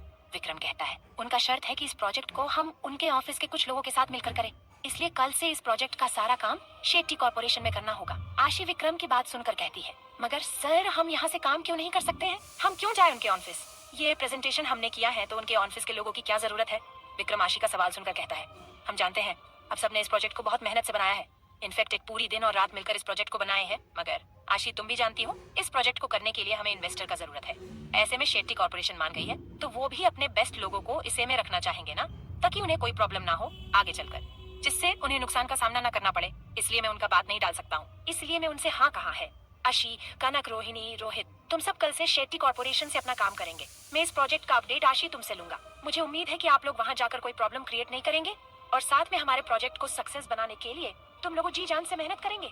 हाँ आशी, हम जिस जगह पर यह कंस्ट्रक्शन स्टार्ट करना चाहते हैं उस जगह को एक बार मिस्टर आरव शेट्टी के साथ जाकर उन्हें जगह दिखा दो। आशी आरव के साथ जाने की बात सुनकर विक्रम से कहती है, सर मैं क्यों जाऊं? आप भी तो उनके साथ जा सकते हैं ना। विक्रम आशी से कहता है, नहीं आशी, मुझे कुछ और काम है, मैं नहीं जा सकता हूँ। वो लोग एक बार इस लैंड को देखना चाहते हैं। आशी इस बात को सुनकर परेशान हो जाती है, अपने आप कहती है कि मैं सब जानती हूँ, ये सब आप जानबूझकर कर रहे हैं ताकि आप मुझे परेशान कर सके। इस बार आप मुझे परेशान नहीं कर सकते हैं और मैं ना ही आपसे डरूंगी। इस बार मैं आपका सामना करने के लिए तैयार हूँ। इस बार आप मेरे साथ कुछ भी गलत करने के बारे में सोचेंगे तो मुझसे बुरा कोई नहीं होगा। रावी के घर में रावी वंशी को लेकर घर आती है और उसे कुछ खिलाने लगती है क्योंकि वो आशी के घर से उसे लेकर आ रही थी। तब वंशी पूरी रास्ते पर सो रही थी। रावी खाना खिलाते हुए वंशी से पूछती है, वंशी तुझे पता है तेरा पापा कौन है? वंशी को रावी की बात समझ तो नहीं आ रही थी, फिर भी स्माइल करके ना में अपना सिर हिलाती है, जिसे देखकर रावी उससे कहती, ये घर में जिसने तुम्हें उसे अंकल कहने को कहता है वही साड़ू इंसान तेरा बाप है। कल से उन्हें पापा कहो, मुझे वो देखकर मजा आएगा। जब आप उस साड़ू को पापा कहोगी ना, उसका चेहरा देखने लायक होगा, उसको तो 440 का झटका लगेगा। हाँ, तुम अपनी माँ के सामने पापा की जिक्र मत करना, क्योंकि तेरी माँ यहाँ आकर मेरी बैंड बजा देगी। वंशी रावी की बात चुपचाप खाते हुए सुन रही थी। जब रावी ने पापा कहे तो वंशी भी पापा कहने लगी। उसे ऐसे बोलते देखकर रावी कहती है, वाह मेरी छोटी, आप तो जल्दी सीख गई मेरी बात। मेहरा कॉर्पोरेशन। आशी मीटिंग खत्म करके अपने कैबिन में आकर बैठ जाती है। तभी वहाँ कनक आकर पूछती है, क्या हम सच में शेट्टी कॉर्पोरेशन में जाकर प्रोजेक्ट का काम करेंगे? वहाँ कितना मजा आएगा ना। तुम्हें पता है आशी शेट्टी कॉर्पोरेशन के अंदर जाने के लिए और वहाँ काम करने के लिए हाई क्वालिफिकेशन और टैलेंट की जरूरत है। हमें देखो, बिन मांगे मन की मुराद पूरी हो रही है। मैं बहुत खुश हूँ। कल मैं वहाँ जाऊंगी और वहाँ जाकर देखूंगी कि शेट्टी कॉर्पोरेशन में सिर्फ अच्छे क्वालिफिकेशन लोग ही रहते हैं या हैंडसम बंदे भी। कनक की बात सुनकर आशी उससे पूछती है, तुम उधर काम करने जा रही हो या लड़कों को पटाने के लिए? कनक तुनक कर कहती है, दोनों करने। ये सुनकर आशी कंफ्यूजन में पूछती है, मतलब? कनक कहती है, मेरा मतलब ये है कि काम तो वहाँ जाकर करना ही है, नहीं तो आरव सर मुझे धक्के मारकर ऑफिस से बाहर निकल देंगे। ऐसे में मैं सोच रही हूँ क्यों ना मैं उधर एक हैंडसम लड़के को पाटकर उसे अपना बॉयफ्रेंड बना लूं। वैसे भी शेट्टी कॉर्पोरेशन में तो सब हाई क्वालिफाइड के लोग ही काम करते हैं, उनका सैलरी भी हाई होगी। ऐसे में मैं किसी को बॉयफ्रेंड बनाऊंगी तो मेरी लॉटरी लग जाएगी। क्या कहती हो आशी? वैसे ये आइडिया तुम्हारे लिए भी लागू होती है? कल से ढूंढे क्या अपने लिए बॉयफ्रेंड। आशी उसकी बात सुनकर कहती है, तुम सच में पागल हो, कहकर हंसने लगती है। उसे हंसते हुए देखकर कनक भी हंसने लगती है। थोड़ी देर के बाद कनक आशी से कहती है, आशी मुझे तुम्हारी बेटी से मिलना है, क्या तुम संडे फ्री हो? आशी हाँ कहती है तो कनक उससे कहती है, तो ठीक है, संडे तुम मेरे साथ अनमोल मॉल चलोगी शॉपिंग करने, साथ में तुम्हारी बेटी को भी लेकर आएगी, मुझे देखना है तुम्हारी बेटी को। आशी उसकी बात सुनकर हाँ कहाकर सिर हिलती है। कुछ देर पहले जो कनक आशी से कहा रही थी वो सब विक्रम सुन लेता है और गुस्से से अपने कैबिन में चला जाता है। वो कुछ टाइम पहले किसी काम से बाहर गया था। अंदर आते वक्त उसे आशी के कैबिन में कनक की आवाज सुनाई देता है तो वहीं रुककर उनकी बात सुनने लगता है। विक्रम गुस्से से राज को कॉल करके कैबिन बुलाता है। राज कैबिन में आकर, जी सर आपने मुझे बुलाया है, क्या कुछ काम था? विक्रम गुस्से से पूछता है, अगर मुझे तुझसे काम नहीं होगा तो क्या मैं तुम्हें यहाँ बैठकर कॉफी पीने के लिए बुलाऊंगा? राज डर कर, जी नहीं सर। बोलिए क्या काम है? तुम जाकर कनक से कहो कि मुझे उससे कुछ काम है, मेरे कैबिन में आने को कहो। राज जी सर कहकर कैबिन से बाहर चला जाता है। विक्रम अपने आप कहता है, इस लड़की की हिम्मत कैसे हुई मेरे होते हुए किसी और को बॉयफ्रेंड बनाने की सोचने का। एक बार तो मेरे कैबिन में आओ कनक, तुम्हें मैं दिखाता हूँ। उसी वक्त बाहर से नॉक होती है और एक आवाज आती है कि मे आई कम इन सर? विक्रम यस कम इन कहता है। जब कैबिन का डोर ओपन होता है तो वो देखता है दरवाजे से कनक अंदर आ रही थी। ये देखकर विक्रम अपनी चेयर से उठकर कनक के पास जाता है और उसे सीधा डोर पर सटाकर किस करने लगता है। विक्रम कनक को किस काम बैठ ज्यादा कर रहा था। सारा गुस्सा किस के जरिए कनक पर निकल रहा था। कनक विक्रम के सड़न किस से शॉक हो जाती है। थोड़ी देर के बाद वो होश में आती है तो विक्रम को अपने हाथ से दूर करने लगती है। कनक को ऐसा करते देख विक्रम और ज्यादा गुस्सा हो जाता है और कनक की दोनों हाथ को ऊपर करके उसे और डीप किस करने लगता है, जिससे कनक की सांस फूलने लगती है, जिसे देखकर वो विक्रम का चेस्ट पर मारने लगती है। जब विक्रम को ये महसूस होता है कि कनक को सांस लेने में तकलीफ हो रही है तो वो उसे छोड़ देता है, जिससे कनक लंबी लंबी सांस लेने लगती है। विक्रम गुस्से से कहता है, एक बात तुम अपने इस दिमाग में अच्छे से बिठा लेना कि मेरे अलावा तुम किसी भी लड़के का करीब नहीं जाओगी। शेट्टी कॉर्पोरेशन जाकर वहाँ सिर्फ काम करोगी, ना ही तुम किसी लड़के को देखोगी, ना ही किसी लड़के को तुम्हारे करीब आने दोगी, समझी? अगर मैंने तेरे करीब किसी भी लड़के को देखा तो मुझसे बुरा कोई नहीं होगा, तुम सिर्फ मेरी हो। विक्रम मेहरा का समझ में आया? अगर नहीं आया तो फिर से कह रहा हूँ, तुम सिर्फ मेरी हो। कनक उनकी बात सुनकर गुस्से से उसे दूर धकेल कर कहती है, बस मिस्टर विक्रम मेहरा, बहुत कर लिया आप मेरे साथ अपना मन मर्जी। जब मन किया खींचकर मुझे किस करते हैं, वो भी मेरे मर्जी के बिना। आप होते कौन है ये बोलने वाले कि मैं किससे मिलूं और किससे नहीं? मेरे ऊपर अपना हक जमाना बंद कीजिए। आप मेरे कुछ नहीं है, आप सिर्फ ऑफिस में मेरे बॉस हैं, उसके अलावा मेरे और आपके बीच कोई रिश्ता नहीं है। इसलिए मैं आपको वर्म कर रही हूँ कि आप अपने हद में रहेगा, नहीं तो मुझसे बुरा कोई नहीं होगा आपके लिए, कहकर कैबिन से बाहर चली जाती है। विक्रम जाता हुआ देखकर कहता है, मैं जनता हूँ, मैं अभी तक तुम्हें मेरी दिल की बात नहीं बताया है। मैं बहुत जल्दी ये बात कहूंगा कि तुमसे बहुत प्यार करता हूँ, आई लव यू। मुझे जल्द से जल्द बताना होगा, मैं नहीं चाहता हूँ अपने दिल की बात कहने से पहले कोई और तुम्हें पसंद आए। आई लैंड। वहाँ चेयर पे बैठा आदमी अपने असिस्टेंट जिसका नाम रॉबर्ट है उनसे पूछता है, क्या इन्फॉर्मेशन मिला है उस लड़की के बारे में, बोलो। रॉबर्ट कहता है, सर अपने जिस लड़की की इन्फॉर्मेशन निकालने को कहा था उसका नाम आशी शर्म है, बाप का नाम मोहन शर्म है जो इस समय पैरालाइज है। आशी मेहरा कॉर्पोरेशन में प्रोजेक्ट हेड है। वही प्रोजेक्ट पर आरव शेट्टी इन्वेस्ट कर रहा है, ऐसा हमें खबर मिला है। हाँ सर, हमें ये भी मालूम पड़ा है कि आशी आरव की बहन रावी और उनकी हस्बैंड को जानती है। अभी थोड़ी देर पहले ये भी खबर मिली है कि रावी की हस्बैंड के हॉस्पिटल में ही आज आशी के पापा को एडमिट किया है। ऐसा लगता है कि रावी और आशी बहुत अच्छे दोस्त है। आशी के साथ एक बच्ची है जो 2.5 साल के आसपास होगी। हमें ये पता नहीं चल पाया कि वो बच्ची से आशी का क्या रिश्ता है और रावी के साथ उस बच्ची का जान पहचान कैसे हुई और कहाँ। आरव की बात करें तो हमें अभी तक ये मालूम नहीं पड़ा है कि आशी के साथ उसका कैसे रिश्ता है उस प्रोजेक्ट के इंचार्ज के अलावा। इसके बारे में हमें पता करने की कोशिश कर रहे हैं। उम्मीद है कि बहुत जल्दी मालूम पड़ जाएगा कि आरव आशी को पहले से जानता है या नहीं। चेयर पर बैठा आदमी अपने असिस्टेंट से पूछता है, आरव का क्या खबर है? रॉबर्ट कहता है, सर हमें मालूम पड़ा है कि कल आरव आशी के साथ लैंड देखने जा रहा है जो पुणे हाईवे से 20 किलोमीटर की दूरी पर एक काली जमीन है। वहाँ वो लोग बिल्डिंग बना रहे हैं, साथ में उसके आसपास गार्डन भी बना रहे हैं ताकि बूढ़े लोगों शाम के टाइम स्पेंड कर सके और बच्चों को खेलने का चीज भी। वो आदमी गुस्से से चेयर से उठकर अपने असिस्टेंट पर चिल्लाकर कहता है, अपनी बकवास बंद कर। मुझे वो लोग क्या बना रहे हैं उसमें कोई दिलचस्पी नहीं है। मुझे सिर्फ आरव के मौत से मतलब है। कल वो जिस जमीन को देखने जा रहा है वहीं पर उसे मौत की घाट उतार दो। मुझे आरव का मौत चाहिए, वो भी जल्द से जल्द, समझे? कल उसका मौत नहीं हुआ तो तेरा मौत पक्का। आरव शेट्टी जो मैंने खोया है वो तो मुझे वापस नहीं मिलेगा, मगर तेरे मौत से मुझे सुकून तो जरूर मिलेगा। ऐसे कहाकर जो उसके सामने आरव का फोटो दीवार पर टांगी हुई है उसके ऊपर चाकू से वार करके वहां से गुस्से से चला जाता है। शेट्टी कॉर्पोरेशन। आरव आज ऑफिस जल्दी आया हुआ था। वो अपने लैपटॉप पर सीसीटीवी फुटेज को देख रहा था जो एंट्रेंस की थी। वही खड़ा नील अपने बॉस को देखकर अपने मन में कहता है, बॉस आज जल्दी ऑफिस आकर सीसीटीवी फुटेज क्यों देख रहे हैं? ऐसा कौन आ रहा है जो बॉस उनका आने का इतना बेसब्री से इंतजार कर रहे हैं? आज से पहले बॉस को कभी नहीं देखा था किसी का इतना इंतजार करते हुए। आधे घंटे से सीसीटीवी फुटेज में एंट्रेंस को देखे जा रहे हैं, खुद आराम से चेयर पर बैठे हैं और मुझे आधे घंटे से ऐसे ही खड़ा करके रखा है। ये इंसान क्या मुझे ऐसे ही खड़ा करके मेरा पैर तोड़ना चाहते हैं? दुनिया वाले सच्ची कहते हैं ये एक खूंखार जानवर है, किस पर भी रहम नहीं करता है, मुझ जैसे बच्चे पर भी नहीं। मुझे तो उस इंसान पर तरस आ रहा है जो ये जिसका इतना बेसब्री से इंतजार कर रहा है। बेचारा उस इंसान का आज किस्मत ही फूट चुका है जो इस भेड़िए का निवाला बनने वाला है। मैं बस उस इंसान के लिए भगवान से प्रार्थना कर सकता हूँ। नील खड़े खड़े ही ये सब सोच रहा था। आरव का तो सीसीटीवी देखने में ही पूरा ध्यान था। तभी उसे सीसीटीवी में आशी एंट्रेंस पर आते हुए दिखाई देती है अपने बाकी एम्प्लॉय के साथ। वो उसे ही देखने लगता है। वही शेट्टी कॉर्पोरेशन के एंट्रेंस पर कनक खड़ी होकर पूरे बिल्डिंग को ऊपर से नीचे तक देखकर कनक कहती है, आशी कितनी बड़ी बिल्डिंग है यार। कभी सपने में भी मैं नहीं सोचा था कि मैं एक दिन इधर काम करने आ जाऊंगी। कनक की बात सुनकर आशी हंसने लगती है। वही उसके साथ आई रोहिणी कनक की बात सुनकर मजाक उड़ाते हुए कहती है, हाँ तुमने सही कहा है। तुम सपने में भी कैसे सोच सकती हो, क्योंकि तुम्हारी इतनी औकात है नहीं जो तुम इतने बड़े कंपनी में आकर काम कर सको। कनक को रोहिणी की बात सुनकर गुस्सा आती है और वो गुस्से में उसी के अंदाज में ताना देते हुए कहती है, तुमने बिल्कुल सही कहा है। मेरी तो इतनी औकात है नहीं जो मैं शेट्टी कॉर्पोरेशन जैसे बड़ी कंपनी में काम करने का सपना देख सकूं।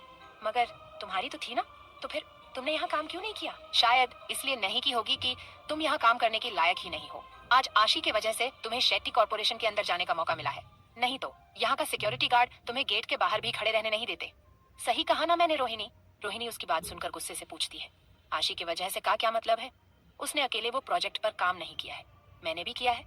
कनक उसकी बात सुनकर उसे तंज कसते हुए कहती है, हाँ मुझे अच्छे से पता है तुमने कितना काम किया है। उस दिन रात को तुम्हें छोड़कर सब ने जाग कर काम कर रहे थे और एक तुम रात को काम करने के बजाय ऑफिस में ही लुढ़क गई थी, जिस वजह से तुम्हारी काम भी आशी को ही करना पड़ा। बड़ी आई ये बोलने वाली, मैंने भी काम किया था।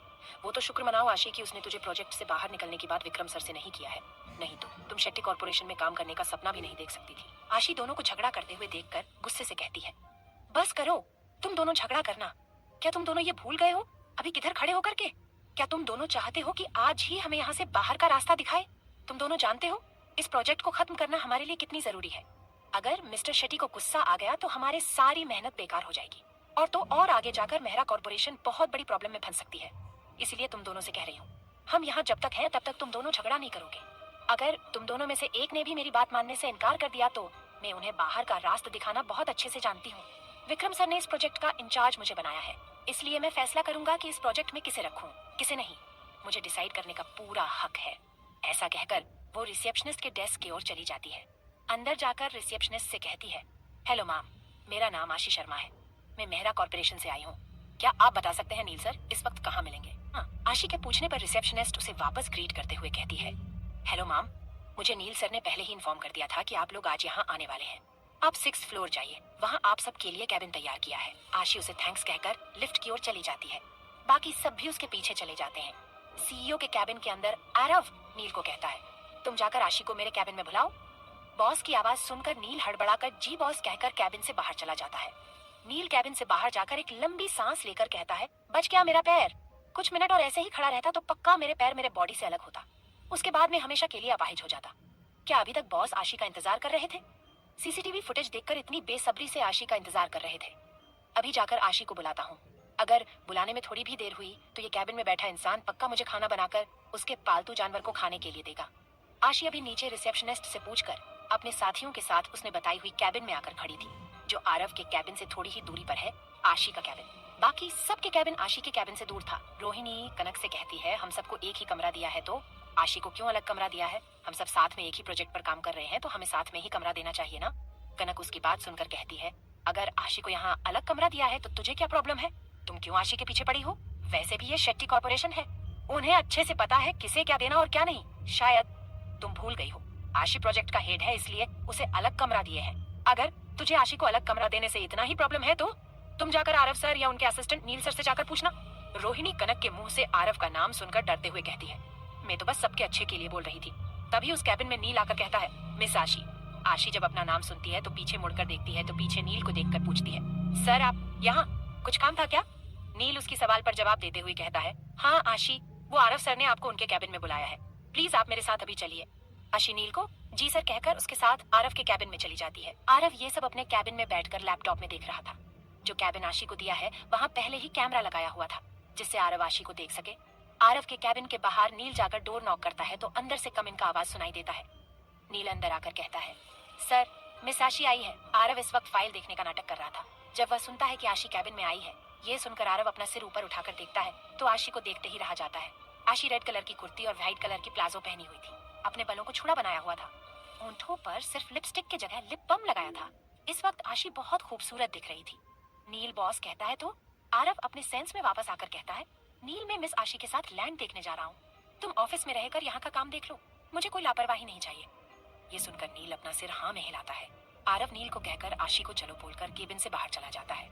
उसके पीछे पीछे आशी भी चली जाती है। आरव सीधा लिफ्ट से ग्राउंड फ्लोर जाता है और ऑफिस से बाहर आकर कार में जाकर बैठ जाता है। उसे कार में बैठते हुए देखकर आशी उसमें बैठने के लिए हिचकिचाती है। उसे हिचकिचाते हुए देखकर आरव उससे कहता है, जल्दी बैठ जाओ, मेरे पास इतना समय नहीं है कि मैं तुम्हारी यही बैठे बैठे वेट करूं कि कब तुम्हारा मन करेगा और तुम कब कार में आकर बैठ जाओगी। अगर तुम ये चाहती हो कि मैं तुम्हें गोद में उठाकर कार में बिठाऊं तो मैं वो भी करने को तैयार हूँ, मुझे कोई प्रॉब्लम नहीं है। उसके बाद मुझे मत कहना कोई देख लिया तो करके। ऐसा कहकर वो कार से उठने को होता है कि आशी एक नजर उसे घूर कर देखती है, फिर जल्दी से चुपचाप कार में आकर बैठ जाती है। उसे बैठता हुआ देखकर आरव के चेहरे पर स्माइल आ जाता है। आरव को स्माइल करते हुए देखकर आशी अपना मुंह खिड़की की ओर करके बाहर देखने लगती है। कार शेट्टी कॉर्पोरेशन से बाहर की तरफ निकल जाती है। आरव आशी को देखने लगता है और उससे पूछता है, तुम्हारी अब तबीयत कैसी है? ठीक हो? आशी आरव के सवाल का कोई जवाब नहीं देती है, चुपचाप बाहर देखने लगती है। उसे कोई जवाब न देते हुए देखकर आरव उसे खींचकर अपने गोद में बिठा लेता है। आशी एक पल के लिए शॉक होकर उसे ही देखने लगती है, फिर गुस्सा होकर उनसे पूछती है, ये क्या बदतमीजी है? इस तरह खींचने का मैं क्या मतलब समझूं, बोलिए। आशी की बात सुनकर आरव कहता है, रिलैक्स, मैं कुछ नहीं करूंगा। मैंने तुम्हें हॉस्पिटल में भी कहा था मैं तुम्हारी मर्जी के बिना तुम्हारे साथ कुछ भी नहीं करूं। हाँ, एक बार तेरे साथ मेरे शादी होने के बाद वो सब कुछ करूंगा जो एक पति अपनी पत्नी के साथ करता है। ऐसा कहकर आरव आशी को एक आंख मारता है। यह देखकर आशी अपने आप कहती है, छिछोरे कहीं के, मैंने नहीं सोचा था ये आदमी इस तरह का हरकत भी कर सकता है। आरव की बात सुनकर आशी कहती है, सपना देखना अच्छी बात है, मगर सपना वही देखना चाहिए जो पूरा हो सके। फालतू का सपना देखना भी अच्छी बात नहीं है। मैं आपसे कभी शादी नहीं करूंगी, समझे? आरव आशी का गाल सहलाते हुए कहता है, मुझे अच्छे से पता है, सपना वही देखने चाहिए जो पूरा कर सके। और हाँ, सपने को पूरा करना भी हमारे हाथ में ही है ना, वो मैं अच्छे से जानता हूँ। तुम फिक्र मत करो, मैं अपने सपने को पूरा करके ही छोड़ूंगा। जो सपना मैं देखता हूँ वो पूरा करने का ताकत भी रखता हूँ। रही बात तेरी, तुम मेरा कोई सपना नहीं हो, मेरा जिंदगी बनने वाली हो। शादी तो मैं तुमसे जरूर करूंगा, वो भी बहुत जल्दी, तब तुम भी रोका नहीं पाओगी। ये बात याद रखना मेरी जान। ये कहकर आशी के होंठ पर अपना होंठ रखकर प्यार से किस करने लगता है। आशी उसे दूर करने की कोशिश करने लगती है, मगर आरव उसकी कमर जोर से पकड़ा हुआ था, जिस वजह से आशी उससे छूट नहीं पा रही थी। आरव अपना किस और देर तक कंटिन्यू करता उससे पहले ही ड्राइवर कार रोक देता है। आशी को जब ये मालूम होता है कि ड्राइवर ने कार रोक दी तो वो झट से आरव को धक्का देकर कार से नीचे उतर जाती है। आरव किस में इतना खोया था कि उसे पता ही नहीं चला कि वो कब आशी के कमर को ढीला छोड़ा था। आशी उसका फायदा उठाकर उसे धक्का देकर गाड़ी से बाहर जाने में कामयाब हो गई थी। आशी को इस तरह करते देखकर आरव उसे घूर कर देखता है और कार से नीचे उतर जाता है। कार से उतरकर आशी के साथ आगे जाकर उस जमीन को देखने लगता है जो बिल्डिंग बनाने के लिए रेडी किया था। आशी आरव को वहाँ कहाँ क्या क्या बनाने वाले हैं वो सब समझा रही थी कि उसका ध्यान थोड़े दूर रहा पेड़ के पास जाता है। वहाँ एक आदमी को पेड़ के पीछे छुपा हुआ देखती है। आशी उस आदमी को देखकर डर जाती है क्योंकि उस आदमी के हाथ में गन था जो वो आरव के ऊपर पॉइंट करके रखा हुआ था। आशी को बात करते करते एकदम चुप होता देखकर आरव आशी की ओर देखने लगता है। जब आरव आशी की फेस को देखता है तो वो बुरी तरह से घबराई हुई थी। उसकी घबराया हुआ चेहरा देखकर आरव उससे कोई सवाल पूछता उससे पहले ही दूर खड़ा आदमी गोली चला देता है। उस आदमी को गोली चलाते हुए देखकर आशी आरव कहकर जोर से चिल्लाकर उसे जोर का धक्का देती है। उस धक्के के वजह से आरव नीचे गिरता उससे पहले ही वो आशी का हाथ पकड़ने की कोशिश करता है। उसी कोशिश में आशी को भी साथ लेकर जमीन पर गिर जाता है। आरव नीचे था और आशी आरव के ऊपर थी। आशी डर के वजह से आरव के गले को कसकर पकड़कर अपनी आंखें बंद करके रखी हुई थी और साथ में डर से कांप भी रही थी। आरव को तो होश ही नहीं था कि अभी अभी उसके साथ हुआ क्या था। उसे तो रहा रहा कर सिर्फ एक ही चीज याद आ रहा था, वो था कि आशी ने अभी अभी उसका नाम लिया था। गोली का आवाज आते ही सब बॉडीगार्ड आरव और आशी को कवर करते हैं जिस जगह से गोली चलाई थी। उस ओर एक बॉडीगार्ड भागकर जाता है उस आदमी को पकड़ने के लिए। बॉडीगार्ड को अपने ओर भागकर आता हुआ देखकर वो आदमी वहां से भागने लगता है। बॉडीगार्ड उस आदमी तक पहुंच जाता उससे पहले ही वो आदमी वहां से गायब हो जाता है। आरव जब अपने सेंस में वापस आता है तो उसे याद आता है कि अभी गोली चली थी। वो याद आते ही वो एकदम डर जाता है और आशी को कसकर पकड़कर उससे पूछता है, तुम ठीक तो हो ना? तुम्हें गोली तो नहीं लगी? आशी आरव के ऊपर से उठते हुए कहती है, मैं ठीक हूँ सर, मुझे कुछ नहीं हुआ है। फिर भी अपने तसल्ली के लिए आशी का बाजू पकड़कर उसे आगे पीछे घुमाकर देखने लगता है। जब उसे यकीन होता है कि आशी को गोली नहीं लगी है तो उसकी गले लगाकर गहरी गहरी सांस लेने लगता है। फिर उसे जल्दी से कार के पास खींचकर लेकर चला जाता है और उसे कार में बिठाकर ड्राइवर को गाड़ी चलाने को कहता है। कार के अंदर आरव आशी को गुस्से से देखकर पूछता है, क्या तुम पागल हो? क्या जरूरत थी मेरे सामने आकर मुझे धक्का देने की? अगर गलती से भी वो गोली तुझे लग जाता तो तेरी जान भी जा सकती थी। आरव को आशी को गोली लगने की बात सोचकर ही डर जाता है। जहाँ आशी बैठी थी वहां से उसे खींचकर अपने बाहों में लेकर उसे कसकर पकड़ता है क्योंकि अभी भी थोड़ी देर पहले हुए हादसे को सोचकर आरव घबरा रहा था। आरव को अपने लिए इस तरह परेशान होते हुए देखकर आशी उसका पीठ पर हाथ फेरकर उसे शांत होने को कहती है। प्लीज सर शांत हो जाए, मुझे कुछ हुआ तो नहीं ना? मैं बिल्कुल ठीक हूँ। वो आदमी आपके ऊपर गोली चलाने वाला था, यह देखकर मैं चुप कैसे रह सकती थी सर? आपके और मेरे बीच में कोई भी मनमुटाव हो, ये सच तो नहीं बदल सकता ना सर कि आप मेरी दोस्त रावी की भाई हो। वह आपसे जान से भी ज्यादा प्यार करती है, ऐसे में मैं आपको कुछ होने कैसे दे सकती थी? आरव आशी की बात पर पूछता है। आशी बस यही बात है, मैं तेरी दोस्त रावी की भाई हूँ और कुछ नहीं, बस इसीलिए तुमने मेरा जान बचाया। क्या मैं तेरे लिए कुछ नहीं हूँ आशी? बोलो आशी, जवाब दो मेरे सवाल का, क्या मैं तेरे लिए कुछ नहीं हूँ? आरव की सवाल सुनकर आशी कहती है, नहीं आप मेरे लिए कुछ नहीं है, मैं आपसे सिर्फ नफरत करती हूँ, उसके अलावा कुछ भी मेरे दिल में आपके लिए नहीं है। मैंने आपको पहले भी कह चुकी हूँ और अभी भी कह रही हूँ, मेरे दिल में आपके लिए कुछ भी नहीं है। आपने जो मेरे साथ किया है वह मैं जिंदगी भर नहीं भूल सकती हूँ। ये सुनकर आरव को बहुत गुस्सा आ जाता है मगर वो अपने गुस्से को कंट्रोल करने की कोशिश कर रहा था। आशी आरव के चेहरे पर इस वक्त गुस्सा साफ साफ देख सकती थी, इसलिए वो अभी के लिए चुप रहने ही बेहतर समझती है क्योंकि उसे डरता कि कहीं आरव गुस्से में उसके साथ कुछ करना बैठे। दोनों का झगड़ा होने के बाद पूरे रास्ते दोनों कुछ भी बातें नहीं करते हैं। आरव और आशी वापस शेट्टी कॉर्पोरेशन आ जाते हैं। आरव कार से उतरकर चुपचाप लिफ्ट में चला जाता है। उसके पीछे पीछे आशी भी लिफ्ट में जाकर खड़ी हो जाती है। दोनों अपने अपने कैबिन में चले जाते हैं। आरव गुस्से से नील को अपने कैबिन में बुलाता है और उसे स्ट्रिक्टली ऑर्डर देता है कि आज जिसने भी उसे मारने की कोशिश किया था उसका पता लगाए, नहीं तो तू अपने रेजिग्नेशन लेटर देने को रेडी रहो। आरव का बात सुनकर नील एकदम डर कर कहता है, जी सर, मैं अभी जाकर पता लगाता हूँ वो कौन थे, कहकर कैबिन से बाहर चला जाता है। आरव गुस्से से अपने आप कहता है, तुम जो कोई भी हो, आज तुमने मुझ पर गोली चलाकर अच्छा नहीं किया। अगर मैं अकेला होता तो शायद तुम्हें माफ भी कर देता, मगर आज मेरे साथ मेरी जान आशी थी। अगर उसे आज कुछ भी होता तो मैं तुम्हें पाताल से भी खोज कर जमीन में जिंदा गाड़ देता। वह मुझे भले ही नफरत करे मगर मैं उससे दिलो जान से प्यार करता हूँ। एक ना एक दिन उसके दिल में मेरे लिए जगह बनाकर ही रहूंगा। ईरलैंड।